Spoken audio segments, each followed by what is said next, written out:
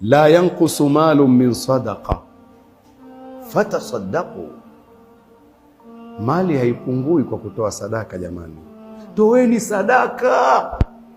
Mali huwa haipungui kwa kutoa sadaka. Mtume anasema kwa kiapo, toeni sadaka.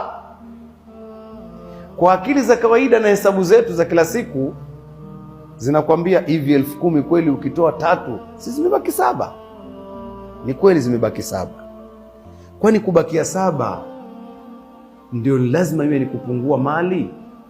Zimepungua hizo ulizozitoa sasa hivi, hazijapunguza mali kwako.